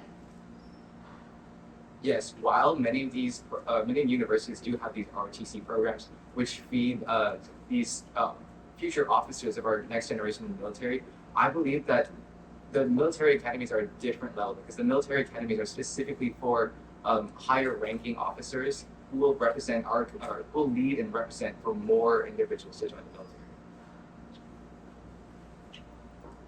Okay, let's go here. You say you are utilizing the 5-factor test set out in Dobbs. A, do I need to pass all 5 factors? That's why I need to get all 5 factors in order to do this. And could you kind of walk me through your analysis as to how this particular case factors applies to all 5 factors? Using the case established in Dobbs v. Jackson, a case does not need to meet all 5 requirements outlined in Dobbs v. Jackson. That is clear from the majority opinion delivered by Chief Justice John Roberts. He stated that the test used by Harvard in their admissions practices violated the non-stereotyping bias requirement present in the University of California v. Bakke. And more specifically, honing in on your question, Chief Justice Clarence Thomas, Associate Justice Clarence Thomas, stated that it did not, that it upended prurient interests as well. I would look directly at the first factor of the 5 factors and stating that it removes the democratic process. So in my opinion, the democratic process is simply about providing the most amount of opportunities to all people so they have equal representation in the agencies and like the education itself. So I believe that the SFFA case, which got rid of affirmative action, actually went against this, and I don't think that all 5 factors were actually considered in the case itself. In light of SFFA and what you've said, one factor that should be considered is the income basis. How do we level the playing field to make sure there's equal opportunity in terms of the educational or academic process for those who seek to go into higher education? I think we could look to the model in Texas, where at the UT Austin School, they allocate the top 10% of every single public school in that area. So I think that addresses the problem of to increase geographic diversity, where students in districts with higher funding receive more resources, whereas those in lower income districts do not receive those resources. I would also look towards getting rid of standardized testing. Specifically in current event, a lot of top universities are bringing back the SAT as a requirement. Specifically, University of Wisconsin-Madison is bringing it back in 2025. As you can see with that, over like 40% are from the Asian pool, about less than like 1% are from like the African American pool. About how many people actually score above a 700 on those stats, and that's simply because of the lack of resources they have. Specifically, I personally went through SAT tutoring, which cost over $80 per hour, simply to get a couple of practice tests. And I believe that kind of perpetuates some racial discrepancies that are within our society today. If that's so, and how do we alleviate that? Because school financing, we fought this battle for generations. I would argue, I know in New Jersey, we went back and forth for a long time on this. So if we've identified this problem, okay, and how do we address that so that we can reach the equality that you seem to argue is, at least I think you're arguing, is that we're there or we're almost there. So how do we cross that line, if you will? In my opinion, state funding is the solution to this problem instead of county-specific or town-specific or district-specific funding. We see in our hometown, our home school district of Tahoma School District, we are recently working to pass a levy, a technology levy, and an extracurricular levy that allows us to participate in extracurricular activities just like this, and it allows us to increase the quality of our education. But the reality is that Maple Valley, the town in which we reside, has a significantly higher median income than do adjacent counties and adjacent towns. And this in turn creates disparities in the quality of education that we see between our town and those next to us. If it comes down to resources, what branch of the government is most equipped to equalize the playing field? I would look towards the executive branch, specifically through the EEOC, or the Equal Employment Opportunity Commission, which specifically looks towards making sure that any sort of contention on discrimination and the amount of resources that each sort of ethnic and disability group has can be properly modified, and to ensure that each one of these agencies has proper representation in each one of these areas. Would you suggest also that given the importance of education, the military discussion which we had earlier, that the federal government should step in to ensure equal funding and resources across the board so everyone has that opportunity? How would you determine? Yes, I believe that the federal government should take a role in this, because the federal government already spends a huge amount of money on military. Military spending in the United States is valued at around $300 billion. And with this, by more properly dispersing the money that we spend on the military for education and educating more individuals to go to college and to join the armed forces, we will have a balance of both individuals in colleges and individuals in the armed forces. On the other hand, I actually disagree with my colleague Bruce. Why? Because we can see that education is actually a right that belongs to the state. It's not a federal right. So with that, what I think should happen is, with all the funding that the states have, they should equally disperse that between the different school districts in order to allow for this equal access depending on the states. Because every state is similar. Some states have more school districts than others, and this will allow for more tailored budgeting and spending for each more tailored budgeting and spending for each county, which will make it better overall for each state individually.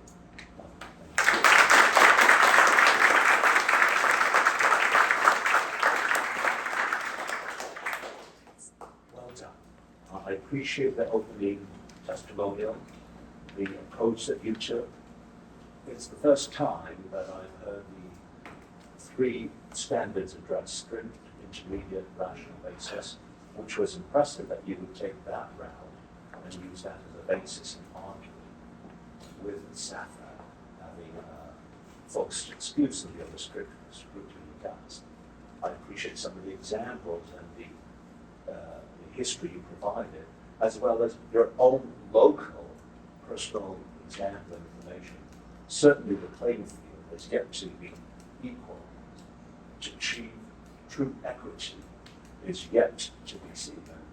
What Ruta demonstrated 25 years has not worked, and maybe it will take beyond 25 years, well past some of the lifetime some of us have. So it's up to you, when we aspire to continue the effort to improve the dynamics of the situation and equalize hopefully the playing field. We've yet to understand that the Constitution is supposed to be colorblind.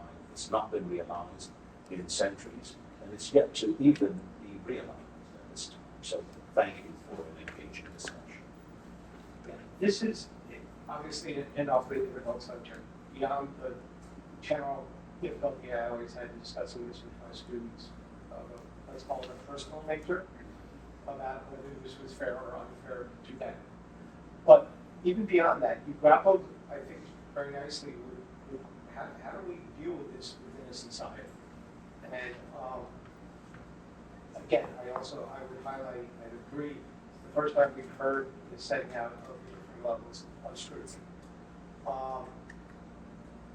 I am probably not sold that funding alone is going to fix this, but as part of living where I live, having to deal with it, and we had to deal with it, and we use the same kind of system we've been talking about in terms of property tax. So, but on the whole, I thought a very nice job. Thank you very much. How about we uncross our hands and we breathe because we're done. Right. You guys made it to the Nationals and you made it to Monday. Is that not exciting? I feel like there's no excitement here. Okay. Well, I think I think that this needs to be said. You need to take this moment and relish it because there are very few moments in your life that you get to experience something like this, especially in your young adulthood. You gave up so much to be here. If anyone knows that, it's me. More importantly, you need to look in this room at your peers, at your parents, at your teachers, and yourselves. And let's take a moment for a round of applause again.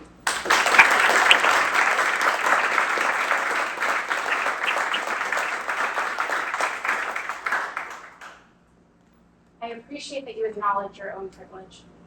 I hope that that resonates and that you look back on this and recognize that your life choices are half chance, and so are everybody else's. And that is a quote from a song. I don't want to credit for it. But as you pursue your life's passion, that you look out for others that are less fortunate, that you come back to your fantastic instructor, and that you help her coach, and that you instill a love for civics. Because I hope not to be expired in 25 years. I do hope. She's very I do hope to see meaningful change. We know our state has lots of problems with our criminal justice system, with the disparities in socioeconomic and minorities. And I am so impressed that you guys tackled this. I will tell you, I have taught law students and they couldn't tell you the different levels of scrutiny. So the fact that you tackled that as high schoolers, I am impressed. So thank you for this candid conversation. Thank you for allowing me to walk away inspired at this. This is our last group that we are judging. So I'm glad to end on a high note. So thank you guys for your time, your attention. So breathe, relax, smile. My gosh, you act like you aren't here for national or something.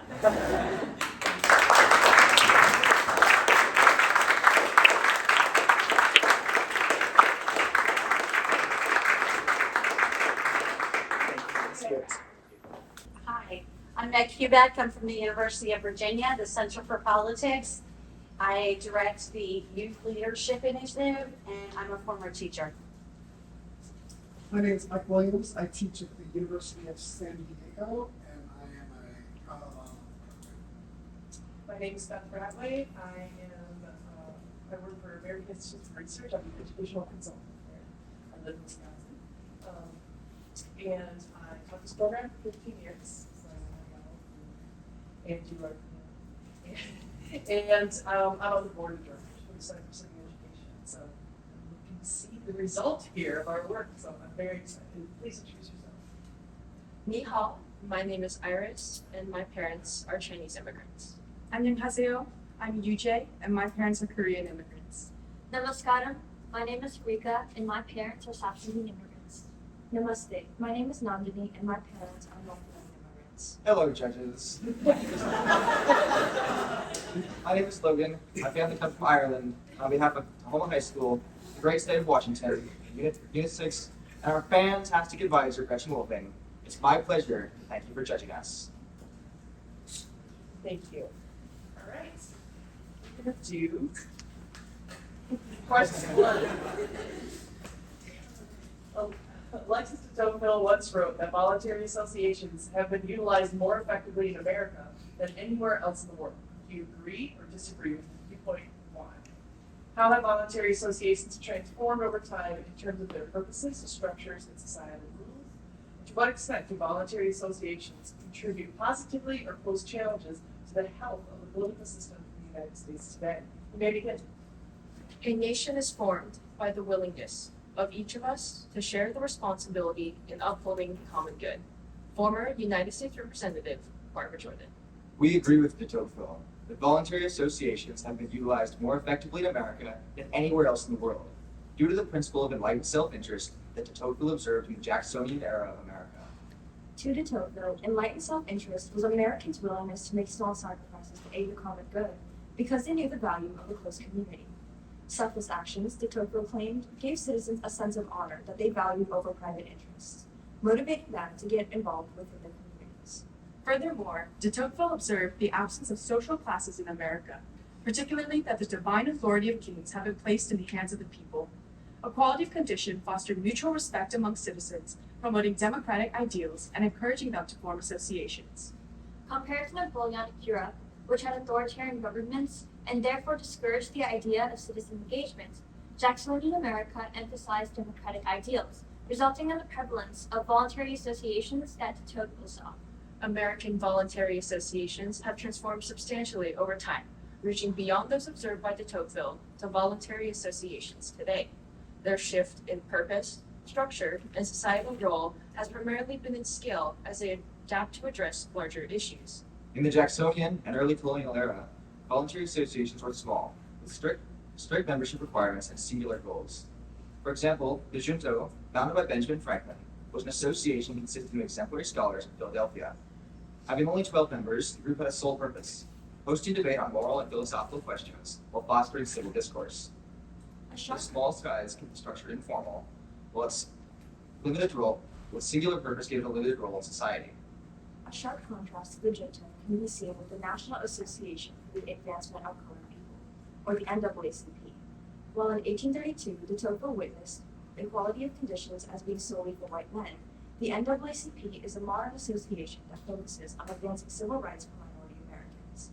The NAACP allows anyone to join, regardless of race, and fights for equality of condition for all Americans. Compared to the Junto and association in de Tocqueville's time, their structure allows for more citizens to get civically engaged, and their role in society has expanded in their mission for racial equality nationwide. Voluntary associations contribute positively to the health of the United States political system by allowing citizens to band together and advance common interests. One example is Vine Maple Place, a voluntary association in Maple Valley, Washington, that focuses on providing resources to combat homelessness. Local voluntary associations like Vine Maple Place benefit the American political system by exemplifying de Tocqueville's concept of enlightened self-interest, fostering a shared sense of community, and encouraging civic engagement. However, the two largest voluntary associations in America, the Republican and the Democratic parties, often pose challenges to the health of the American political system by prioritizing political power over the common good. As voluntary associations, they must continuously outsource membership to maintain power.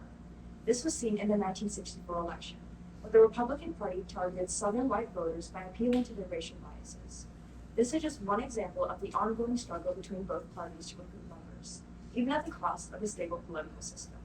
Throughout history, these associations have played a crucial role in driving citizen engagement and have transformed to both purpose and scope. Despite the challenges they face, voluntary associations remain uniquely valuable assets in America as the most powerful tool citizens have for change. Thank you. Okay. What role has technology had in this transformation? Well, I would argue that technology has decreased the will of the American population to participate in voluntary associations. This is something that Robert Putnam corroborates in his 2002 book, Going Alone, where he claims that technology has replaced the face-to-face interactions that Americans need to want to participate in voluntary associations. I disagree with my colleague. I believe that technology has allowed voluntary associations to become more accessible to people. We can see this with voluntary associations like the Habitat for Humanity, which helps those in need of housing, and they can receive donations on their website from anywhere in the world. I would also like to disagree with my colleague Nandini. When we compare and contrast two very similar voluntary associations, one being in medieval times and one being recently, being medieval guilds that were made up of artisans and craftsmen, they only had an estimated number of 300,000. But due to the increase in technology, recent labor unions, which hold very similar jobs to medieval guilds, have an estimated 14.4 million members in America. So, in what ways do voluntary associations serve as platforms to assist with civic education and or leadership development within our democracy? So in his 1832 book, Democracy in America, specifically chapter 12, de Tocqueville describes what he calls the indirect role of voluntary associations, which in his words is the reciprocal influence of men upon each other, meaning that by participating in voluntary associations in their community, citizens can learn from each other and see new perspectives, which in turn allows them to be better citizens, better leaders, and support the common good. Can you tell me a little more about what Putnam and Tocqueville, what their theory is about joining groups make us better democratic citizens? Why? What happens when we join a group? Well, Putnam argued that engaging in civic society, such as voluntary associations, would help democracy thrive through his concept of social capital. He believed that when citizens participate within the civics of their nation, they build trust and cooperation, which is necessary for a well-functioning society. In Democracy in America, chapter 12, Tocqueville talks about voluntary associations having the power of leading, which that means that people with different interests can all group together to advance a common goal or the common good. And opinions, even though they're differing, can become more kind and more considerate towards each other. What about extremist groups on either side of the spectrum? Do those fit within this analysis? Are those good for democracy as well? I'd actually like to say yes, because we can see in Federalist 10, James Madison pitches the view of factions as possibly detrimental to democracy. He pitches that in a well-executed democracy, factions will check each other's power. So we can look to the Civil Rights Movement, where the Ku Klux Klan was pushing back heavily against civil rights protesters, but in response, ex-Marines formed the Deacons for Defense and Justice, and in turn began patrolling black neighborhoods in Louisiana to defend the protesters from violent attacks and, again, boost the health of our democracy. Which is more impactful in protecting minority rights, voluntary associations, or legislation? I'd argue you can't have one without the other. Some of the greatest change we've seen in society in the past 100 years, 200 years, has been by voluntary associations. We see through ideas like the 19th Amendment, Reconstruction Amendments, and the Civil Rights Movement, and even the Vietnam anti-war movement, none of these ideas grew from the ground like trees. They were all brought up by powerful groups of concerned people. And in the words of the historian Howard Zinn, voting is powerful and marginally useful, but it's a poor substitute for real democracy, which requires direct action by concerned citizens. I would like to argue that voluntary associations are more helpful. I think that we can look to Aristotle, and although his views on society did not necessarily include minorities, his ideas still ring true when looking at how he views civic engagement and how it benefits our democracy. When you look at what he called the office of citizenship, it shows that citizens who participate, again, gain greater perspective and therefore will serve the common good and their democracy through civic engagement. You talked about technology allowing more people to donate to organizations, but a lot of that is like superficial perhaps, and not the face-to-face that de Tocqueville is saying. So what can we do in an age of technology, of isolation since COVID-19, to increase membership in voluntary organizations here in the United States? My first thought would be to reduce the barriers to membership, something that technology is very good at. We can look at the organization Amnesty International, which aims to protect human rights worldwide. And something they do to make it easier to participate is they have officers set up around the world who reach out through email or other forms of technology to local citizens in their area who can then meet up digitally or in person and access and participate in Amnesty International in a way they may not have been otherwise. I'd argue it's also a cultural issue. So we see with the advent of social media and the increase in technology, you used the word yourself, superficial. A lot of voluntary associations and our actions start to feel superficial when we only engage with them digitally. We create this algorithmic self that maybe is super active in volunteer groups by retweeting or reposting or looking at all their images, but never really does direct action. And so the first change I would make would be to reach out to voluntary associations and say, you need the people to feel meaningful. You need them to feel like they're doing something intense, powerful, and concrete. And that's how you're going to get people back into the public sphere. While I agree with both my colleagues, I also agree with Robert Whitmer's take as we're going along that we need to start at the local level to increase membership in voluntary associations. This is because when you start at local levels, you can really feel like you're making a difference within the community. And one way to do this is to support local volunteer organizations or your local community center. Tocqueville thought America was an egalitarian society in 1830. I don't think any of us would say America is an egalitarian society today. What effect does that have on the creation of voluntary associations? Can I ask if you mean Tocqueville's perception of egalitarianism, or so Tocqueville had this unique belief that Americans prioritized equality over liberty because equality was more resilient to the test of time. So once you achieved equality, it was way harder to backslide and have your liberties taken away, which we've seen through things like the War Powers Act, the Civil War with the removal of the habeas corpus by Abraham Lincoln. Liberties can fade. Equality is very, very difficult to backstep from. And so this egalitarianism, this perceived egalitarianism, allowed Americans to band together in pursuit of this, this paragon ideal that they could achieve only together. What are your thoughts about the correlation between getting more folks involved in voluntary associations with mandatory community service in schools? I would disagree with the idea of mandatory community service in schools. Drawing from my own experiences, I do lead people, I take AP classes, I work a part-time job, and I take care of my brother at home. And it's difficult for me to have the time, and when I consider my own privilege with a roof over my head and a moderately wealthy family, it is impossibly harder for those of low income and minority backgrounds to accomplish mandatory service hours while also taking care of their other responsibilities. I would actually disagree with my colleague. I think mandatory volunteer service in schools puts a sense of civic duty in students. And while schools can mandate the amount of hours that you do, it doesn't mandate where. So students can choose to volunteer somewhere that they are passionate about.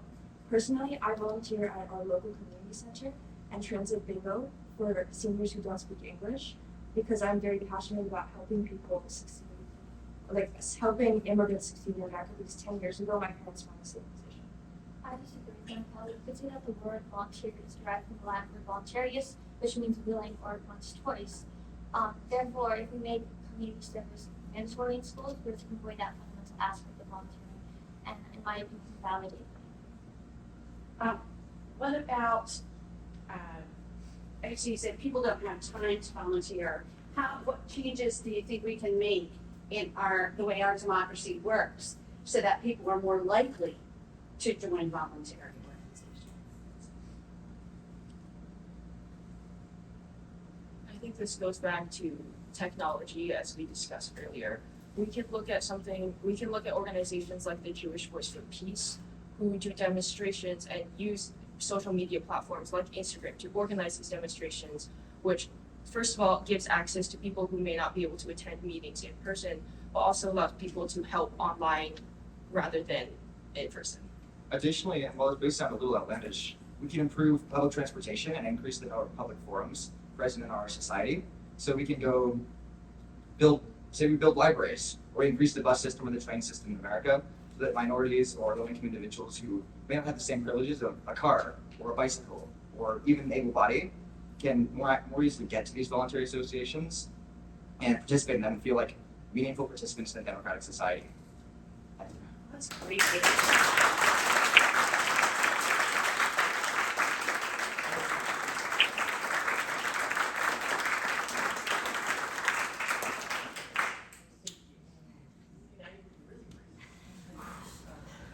All right, we'll give you some feedback. In terms of the opening statement, I really liked the flow of it. Touched on a lot of the key ideas that you touched on, Emily. when you were hitting the points of the transformation and how it transformed society, it was really clear. And when you talk about purpose, structure, societal role, was a huge thing that we were trying to help happen for you in the follows. So that was really nicely done. And then ending it, right, with talking about the concept of Republicans and Democrats being voluntary associations, right? Which then led to our discussion about factions, which means to talk to Unit 1. I talked to the other day. So these through lines were really clear, particularly in that space. I really liked and enjoyed the conversation that we had, right? They're difficult ideas to really unpack, but so this is what I circled on my paper. You're living this. You just proved to us that these aren't abstract concepts because you gave us examples from your own lives of what you really do. It makes my heart warm because that means, you know, I already know y'all are going to change the world, thank you for that, and solve all these problems. But it was really powerful to tell your own stories and contextualize it and make meaning for us about what it means to you. I like that we got to the concept of equality. I appreciated that you were able to see how things are intertwined, right, between voluntary associations just don't live by themselves out in the sphere, right? They always have to interact with either the legislative, judicial, the local government. So I really appreciated that conversation. And all the different, when you were trying to make your point, really helping us understand what you were saying, we're giving specific examples like the civil rights movement, you know, social capital, Putnam, Aristotle, across the board. So it gives us an understanding of your depth and understanding. So I really appreciated the conversation. Thank you. Yeah, that was great, and I'm really glad that we got at the end to talking about what changes do we need to make to American society to be able to support those voluntary organizations if we think they're so important to our democracy, which I personally think they are. But we're going to have to change something about ourselves so people can reconnect. I don't know whether, like, people working at home now more since COVID, maybe that will help.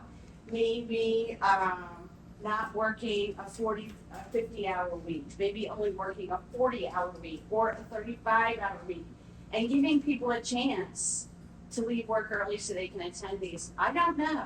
These are all ideas that you all are going to have to parse out.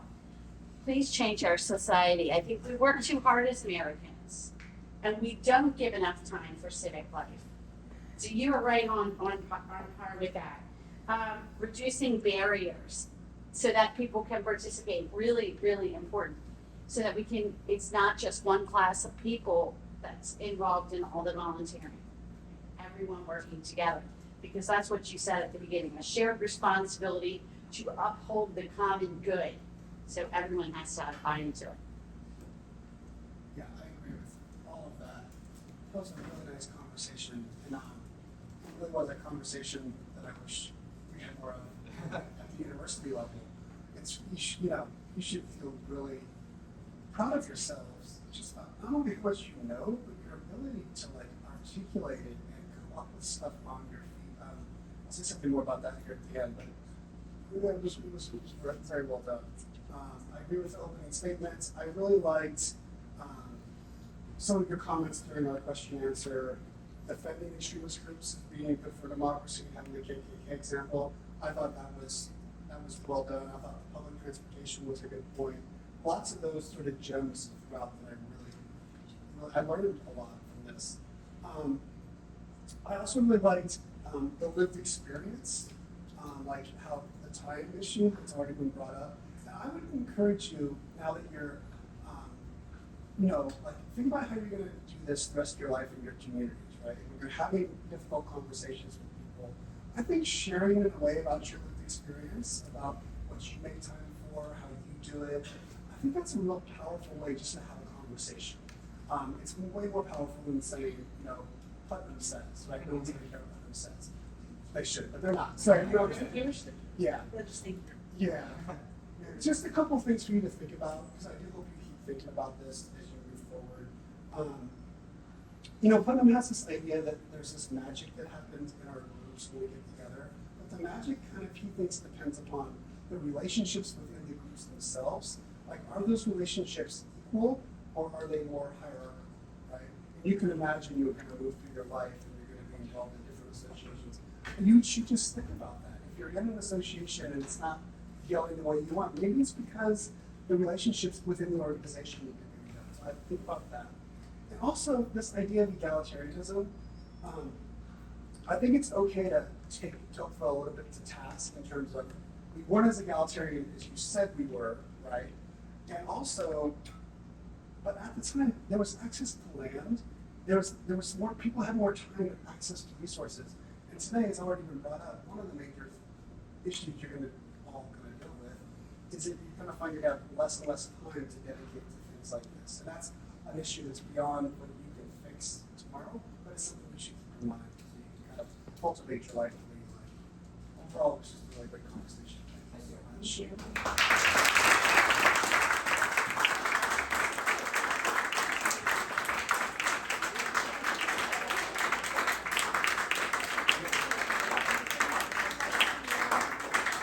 Thank you.